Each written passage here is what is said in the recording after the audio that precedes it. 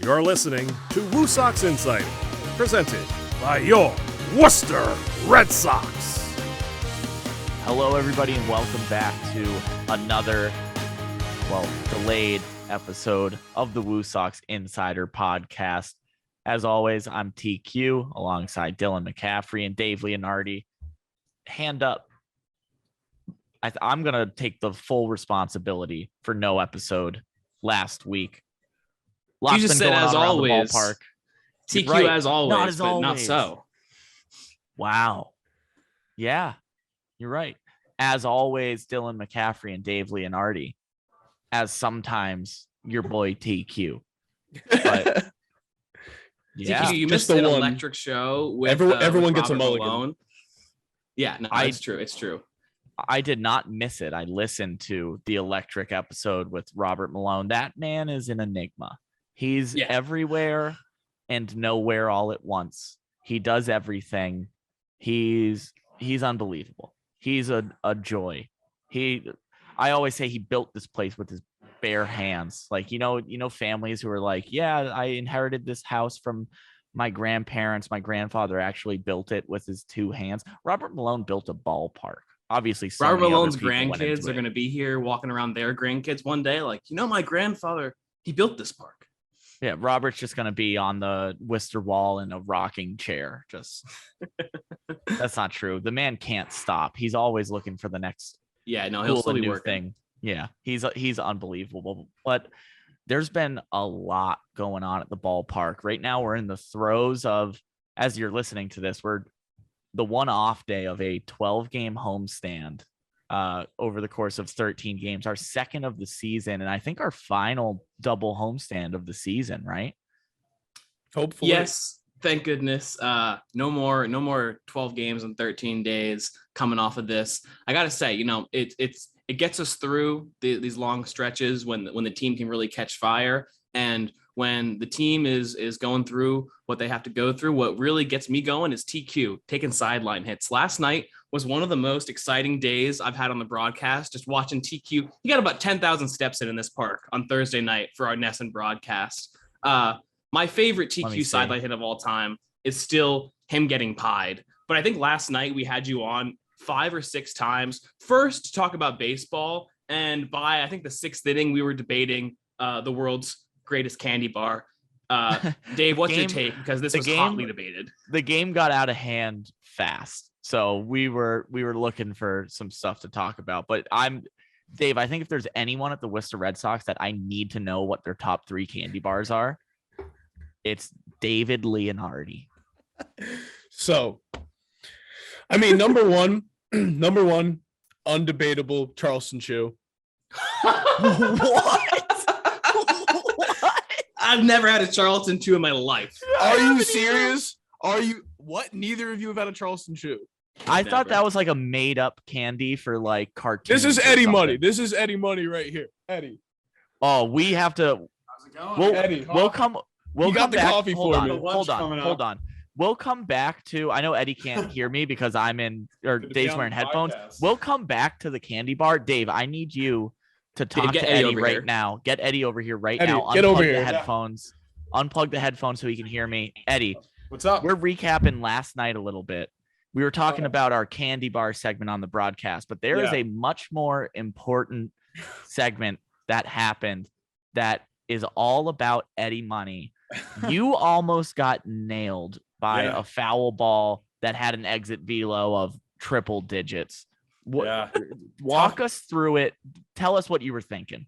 So the first thing I thought was obviously tough night to be my 300 millimeter lens. It's got a huge dent now. Huge dent. No broken glass, thankfully, and no broken face for me.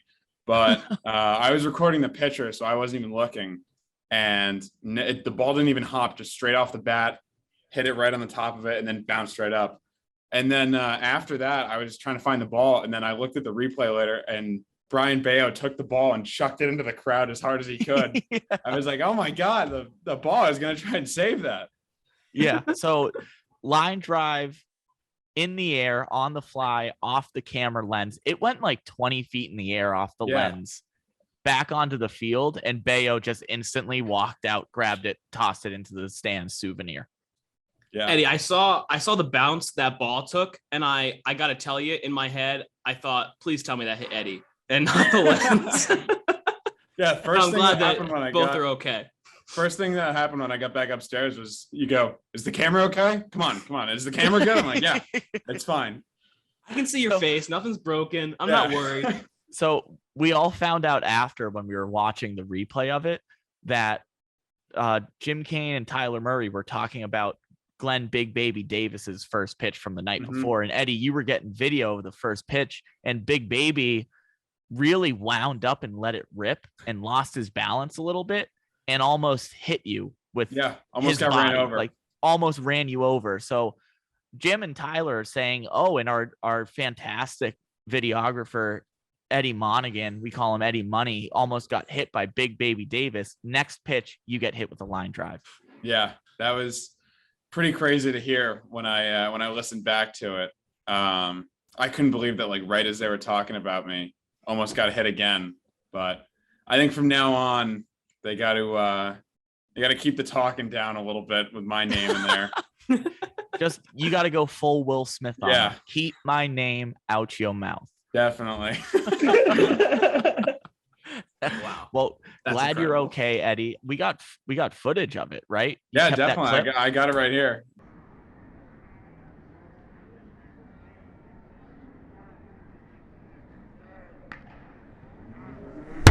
It's pretty funny to see. We'll add that clip into this podcast. So yeah, thank you, Eddie, for being our impromptu guest today. We were just recapping last night, which, as we're recording this for anybody listening or watching, was a Woo U college night that was electric. Eddie, recent Bentley University graduate, class of 2022, right? No, I'm still a junior. Oh my God, I got time left. That's insane. Yeah, that's insane. Yeah. Are you going into senior year? I'm going into junior year. Oh, what? I'm 20. Oh, yeah. That's silly. For all the people out there, I'm still in college and the youngest one on the content team. So it's hire this man, just not this summer. Yeah. Yeah. Let us have him. Let us enjoy him. And thanks for making me a guest. Thanks for making me an impromptu guest. Thanks for coming in. Thanks for having such a great I'm taking my lunch break. Fair enough. Thank you for the coffee. Of course. I'll see you guys. No straw. Thanks, Eddie. Oh, come on, Dave. Yeah. The kid got you All right, back to the matter at hand. All right, so Dave, hold on, real quick. You could have said. Real quick, are you plugged back in, Dave? Yes, I am plugged back in. I would never say it to his face, but Eddie Monigan is just such a joy to have. He has the best attitude of any of us, and he's just a pleasure. But yeah, back to the matter at hand. Charleston Chew, outrageous. What That's year not is outrageous. That's not outrageous at all. It's not ridiculous to say that. Shout out to Shannon Sharp. But you have to get a Charleston Chew, put it in the freezer for like an hour, and then eat it. And I'm telling you right now, your mind is going to be changed. Number 2 is Snickers. That's I don't also even want to hear debatable. 2 and 3 anymore. Number 2 is Snickers. That's not debatable. And number three, I don't even really care. I know it's not a candy bar, but I'd probably go Starburst.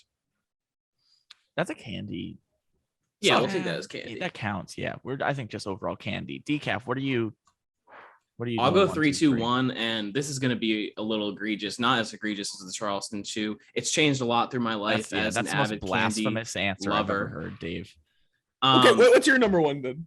Well, we'll get there. Decaf. Are we doing candy bar or candy? That's actually candy. I should ask that. Candy. Okay, great. So number 3, Reese's, not Reese's. Tyler Murray, our broadcaster, doesn't know how to pronounce Reese's. We'll get into that too. Yeah. Number 3, Reese's. Number 2, Rainbow Twizzlers. Number 1, Raisinets. Hold up. You guys are Twizzlers terrible. is in your top 3? Not regular Twizzlers, the rainbow ones that they sometimes have at CVS. Oh, delicious. Delicious. I used to be a Red Vines guy until I discovered Rainbow Twizzlers. Interesting. What do you guys think of Raisinets? I've heard a lot of hate about Raisinets over the years, and I think they're delectable. With popcorn at a movie, I just can't believe I was given slander for the Charleston Chew, and Decaf says Raisinets and That's Rainbow fair. Twizzlers. That's fair. I think I have the right to hate on both of you because those are outrageous number ones. Basic list from TQ. Stop that. Number 3. Whatchamacallit? Kit Kat or whatchamacallit? No, see what I did there? Whatchamacallit. Yeah. Number 3. Whatchamacallit. Never had one of those either. Yeah, I never even heard of that. Delicious, incredible. Some pretzel in there, I think. Oh my god, it's great. Number 2. Shout out Marshawn Lynch, Skittles. And number 1, far and away, the only answer. It's great frozen. It's great not frozen. Twix. Left or right? If we're splitting it up left and right, then whatchamacallit's dropping off my list, and it's Skittles, left Twix, right Twix. 3, 2, 1. Answer. Yeah. I won't fight you on that. I mean, I love a good Twix. I just wouldn't have it as my apex mountain of candy. But different strokes for different folks. At least you don't pronounce it tweaks or something like Tyler Murray would. Yes. So Thursday night's game, Woo U College night, was a tough one for the Woo Sox. Those happen. It's baseball. Any given day, weird things happen. Baseball's weird. That's why we love it. So got out of hand a little bit early, and I'm down on the sideline. We're looking for things to do. And Jaimir Candelario, who's spent a lot of time in Detroit, still in the Detroit system. He's with Toledo right now. His nickname was Candy, or as he was coming up as a young up-and-comer in the Tigers system, apparently his nickname was Baby Ruth. So that got Jim and Tyler talking about their favorite candy bar. And Jim said Reese's Cup was his favorite. And then Tyler immediately jumped on it and was like, hey, everyone I know, like, the candy Reese's Pieces. It's like everyone I know calls it Reese's Pieces. And I had to jump in and I was like, everyone is wrong, Tyler, because the name is Reese. Reese. You don't pronounce that Reese. No. Reese Witherspoon. Right. It's not Reese Witherspoon. If, say, she owned pieces of, I don't know, say Reese Witherspoon had a puzzle and someone was like, hey, what's going on with this puzzle? It's half done. Like, it's been sitting here for a month. What are we doing?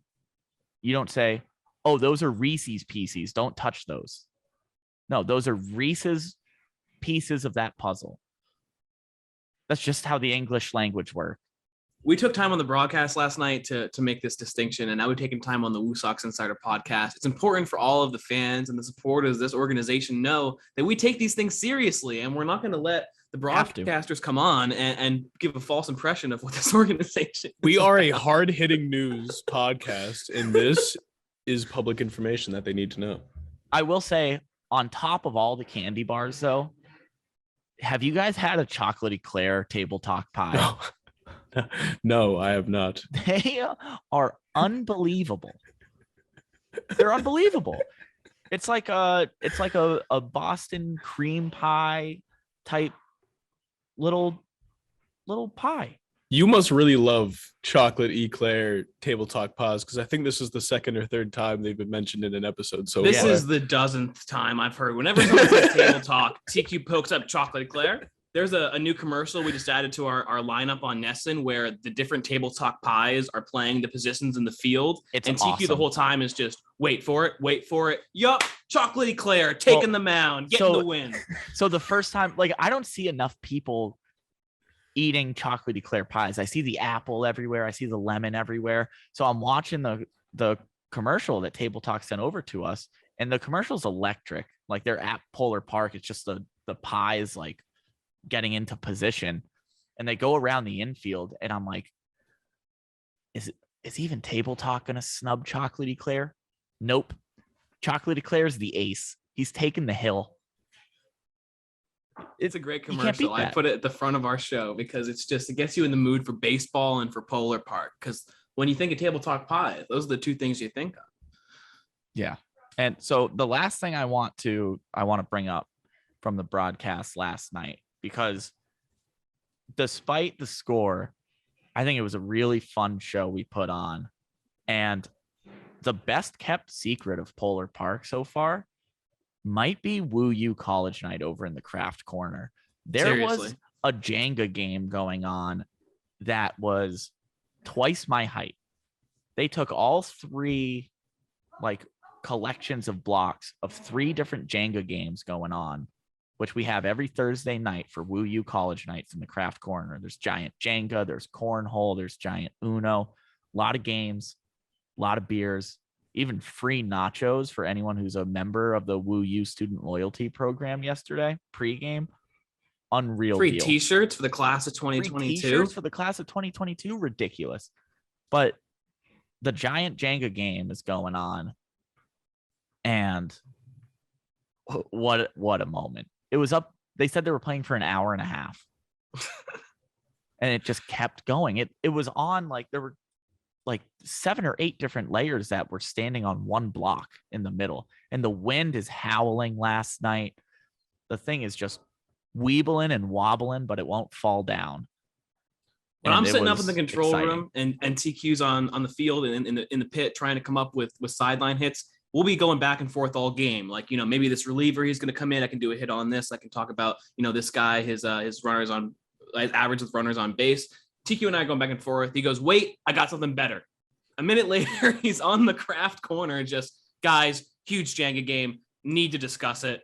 Let's get it happening. And it was the highlight of the broadcast, if not the candy bar debate. But you interviewed several contestants. That thing was upstanding for several innings, and it fell in great triumph. And it had to be the guy in the Yankee hat that took the loss. Yeah. Oh man, it was so great. I think so. I wasn't even going over for the Jenga game when I told you I had something better. And then this is a little inside baseball for you listeners.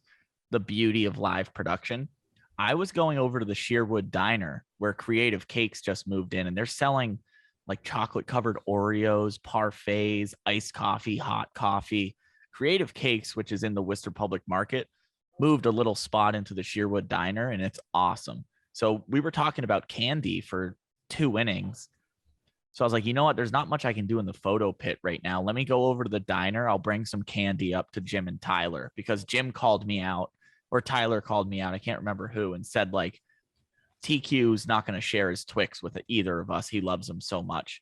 And I wanted to show I like to think I'm a generous guy. So I wanted to buy him some candy. And I actually don't bring my wallet down to the field when I go down there. So I had to go with my hands behind my back, my tail between my legs, and our staff photographer, Taylor Bolduke. I was like, Taylor, can I have some money, please, to go buy my friend some candy? So, no questions asked. Taylor spotted me some money. I went over to Creative Cakes and got it. And as I was on my way, I walked through the Craft Corner and saw Jenga going on.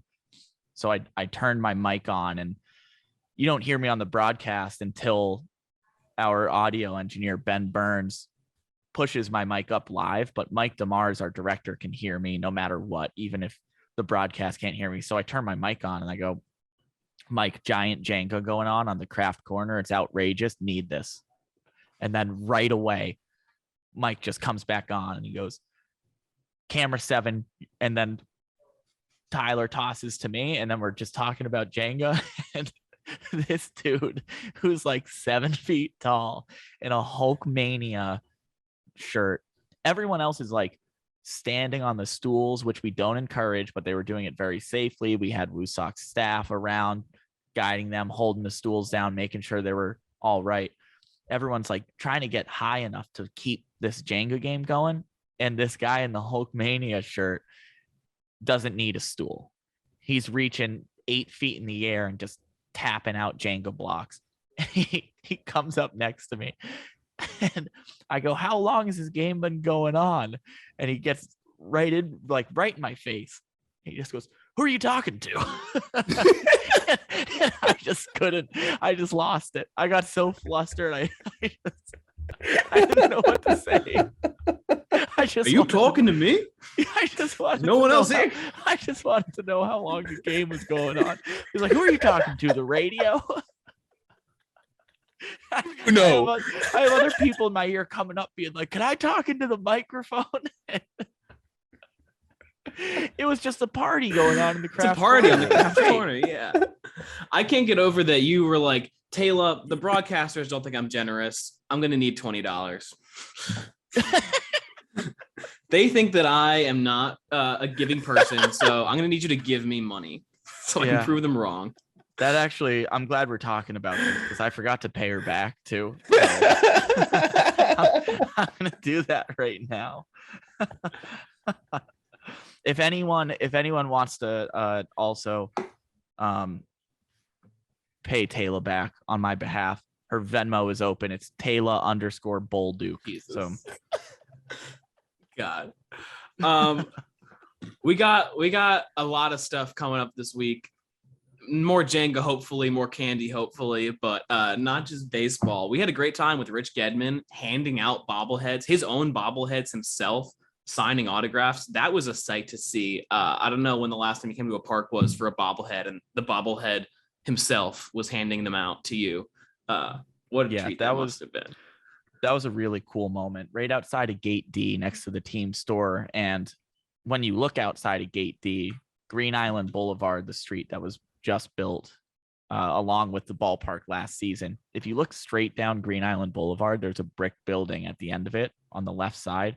That's where Getty went to elementary school, and he grew up right around the corner. So he's signing his bobblehead at a ballpark that got built in his hometown within eye shot of where he grew up and went to school. So Getty's the best. We all know Getty's the best. Getty is the best. Getty might have the best bobblehead this year, but it's not close to the only one. It's one of two in this double homestand. We got another one coming out. If you're listening to this on Monday, it's coming out Wednesday. You still have time to get tickets and come down to the park. I'm going to do just an incredible job describing this thing to everyone in our listening audience because I've got it right here. And it's Chris Sale, and it's magnificent. Chris Sale, Worcester legend, came up through the ranks, came up through Polar Park on his way to Fenway last year. And when he came out to strike some guys out on his path to Boston, he let up a long fly ball routine. Tate Matheny tracked it down, climbed up the berm wall, and took it away for some kids waiting for a home run.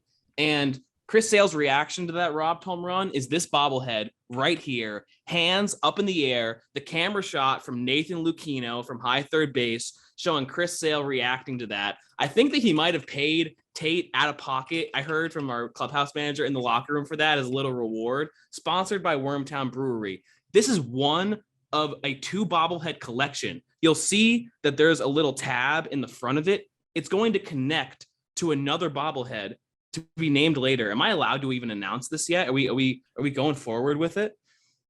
I think we can leave it at that.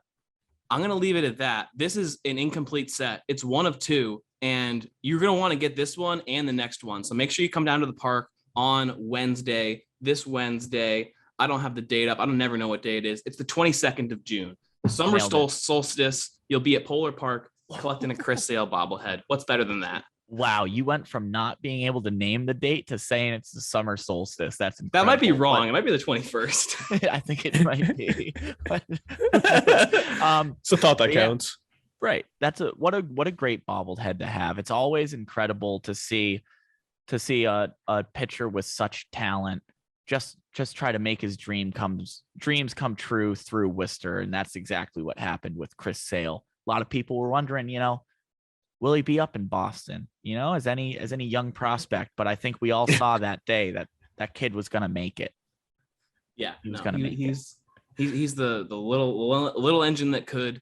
And we might be having another Chris Sale appearance here in the near future. I mean, I'm not the GM. I'm not spoiling anything from Chaim Bloom's office. I'm just saying that he's looking better each day. Grant Williams took some batting practice from him the other day. And let's please talk about that. Another story from last Thursday. Chris Sale's throwing live BP at Fenway in the morning, and the Sox played an afternoon game, which is why the Woo Sox were on Nesson at night. And Grant Williams, Woo Sox Grant Williams, left-handed infielder, walks up to the box to face Chris Sale, and Sale goes, "What are you doing here?" And Grant Williams, showing you the competitor that he is, he's there to stand in against Chris Sale so Sale can see a lefty in the batter's box. Grant Williams looks Chris Sale dead in the face and says, "I'm here to rake." A great report from Joe McDonald, but I'm here to rake is what he told Chris Sale. Needs to be a shirt. Needs to be a shirt that we sell. I'm here to rake. And I will say, Grant Williams in his first 2 at-bats last night, it looked like they were pitching around him. So the story must have gotten into the Toledo clubhouse because they had wanted no part of Grant Will, who had just seen Chris Sale earlier that day. Dave, we get the grounds crew fitted with hoodies that say "I'm here to rake." Oh my goodness. That's awesome. It was a good day for one Grant Williams yesterday. I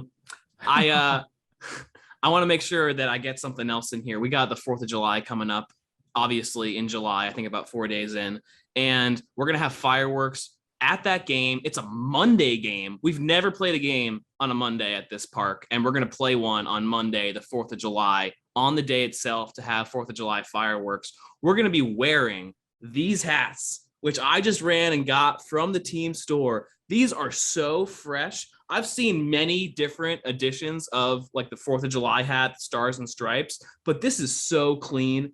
The W looks so good with the stars and stripes and the painted background. And I'm so excited. And if you're the producer, Dave, you're getting one after this episode. Because I control the merchandise. That's exactly right, Dave. It does look fantastic. I don't know if you're a flat brim guy, Decaf. Maybe you are. Maybe it's just because it's fresh off the shelf and like you haven't worked on the curve yet or anything. But I saw a lot of hate online for these 4th of July hats when they were announced by Major League Baseball. And I think you're right, Decaf, that the Heart W just looks so good on that thing. A lot of logos, like some of the ones that have green in them or something like that, look a little off, but that just looks pretty. That's nice. This is great radio too for anyone who's I had to go to the team store and get this thing. TQ's got to be a model so much this year with all his new suits on Nessa, and he got to model our Deaf and Hard of Hearing shirts. I had to get something on the portfolio for my future modeling career. We'll have to compare how the Deaf and Hard of Hearing awareness shirts sell with this, and we'll have a model off. Absolutely. Whoa. Don't forget about me in the Smiley Bowl suit. I think that right now is still taking the cake. That was haunting. That was so intimidating. Just Smiley pumping iron. Just picking things up and putting them down. Because those shoes are like lifted. So I had another like 3 inches of height. Yeah. Smiley Imagine like if you came to the park and saw Smiley and Worcester and they were just the same height and build. That's what it was like to have Dave in the Smiley suit. It was incredible. All right. Is it about time that we all got back to work today?